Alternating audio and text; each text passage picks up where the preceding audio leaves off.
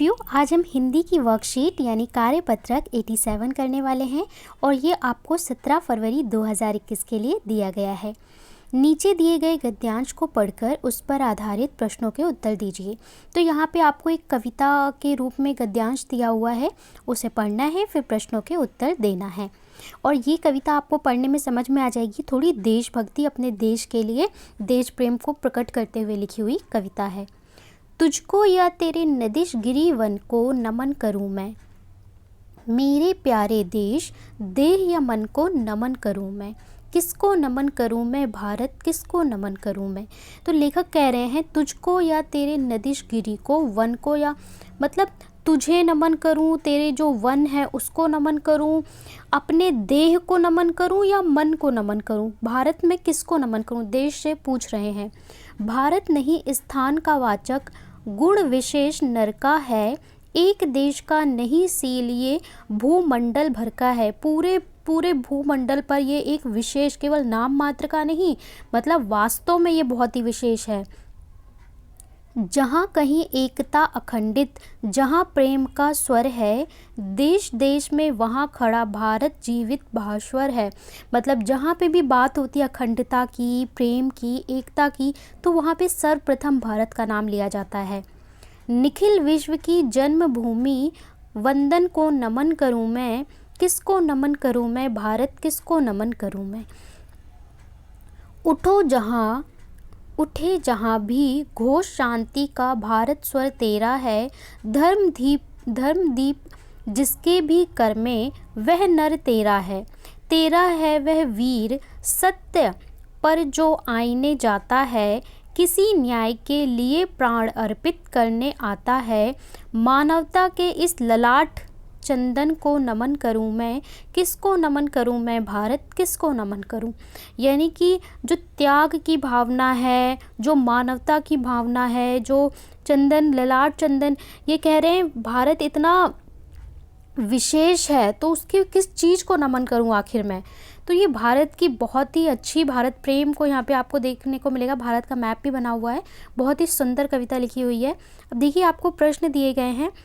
गिरी शब्द का अर्थ है, सही विकल्प चुनिए। तो दो प्रश्न आपके ना MCQ हैं, तो इसका उत्तर मैं आपको यहीं बता दूंगी, बाकी प्रश्नों के उत्तर आपको लिखवा दिए जाएंगे। गिरी शब्द का अर्थ है यहाँ विकल्प चुनिए। देखिए टिक लगाना है, नदी, पहाड़, झरना या धरती। तो आप सभी जानते हैं पहाड़, गिरी मतलब क्या होता है, पहाड़। तो इसका क्या हो जाएगा, ख इसका करेक्ट आंसर हो जाएगा।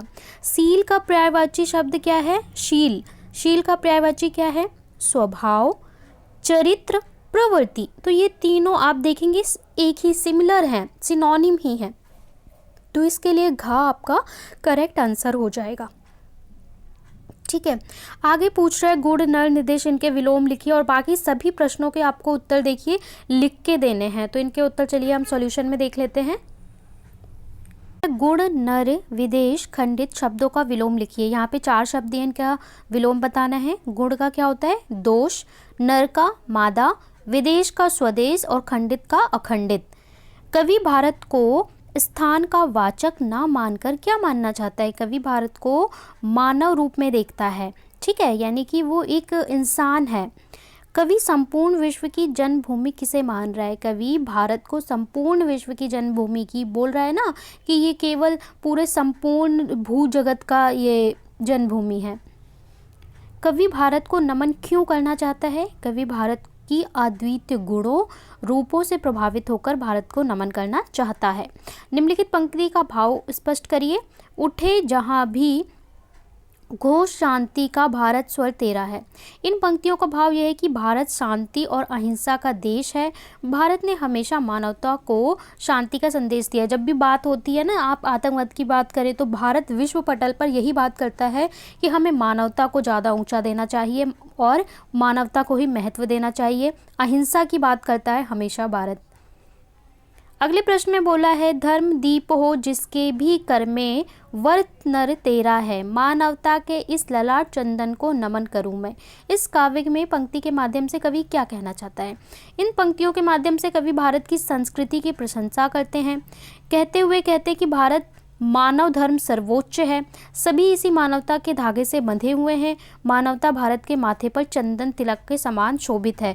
यानी सबसे बड़ा अगर कोई रिश्ता है, सबसे बड़ा कोई अगर धर्म है तो वो मानवता यानी इंसानियत का है, और जिसके लिए भारत जाना जाता है। तो ये आपके संपूर्ण प्रश्न उत्तर हो गए।